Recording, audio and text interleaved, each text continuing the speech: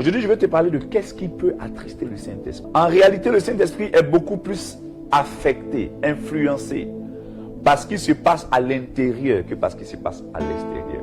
Qu'est-ce qui peut faire en sorte que l'Esprit de Dieu qui est en toi n'arrive pas à bouger? Voyons rapidement quelques éléments qui peuvent attrister, affecter, changer l'atmosphère.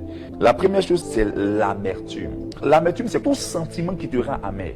Ça n'est pas sur ton visage généralement au départ, mais ça se passe tout ça à l'intérieur.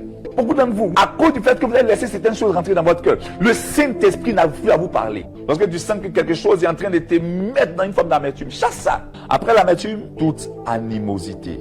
Qu'est-ce que l'animosité? C'est un comportement animal, une forme de râle. Et tu vois, ça se passe à l'intérieur de toi. Et souvent, c'est quand les situations arrivent que tu peux sentir que toi, tu es quelqu'un qui manifeste l'animosité.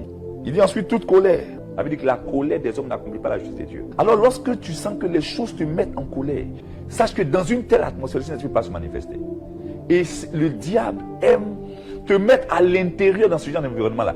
Ensuite, toute clameur. Qu'est-ce que la clameur? La clameur, c'est les éclats de voix. Dans une telle atmosphère, le Saint-Esprit se calme. L'éclat de voix, là, ça commence dans le cœur. Ça veut dire qu'à la base, parce que tu es homme, ces choses-là sont en toi. Quand tu deviens chrétien, le Saint-Esprit maintenant va t'aider à faire disparaître ces choses-là du milieu de toi. Je prie que tu collabores avec le Saint-Esprit pour que ces choses-là, amertume, irritation, colère, éclat de voix, que cela disparaisse du milieu de toi. Au nom de Jésus de Nazareth.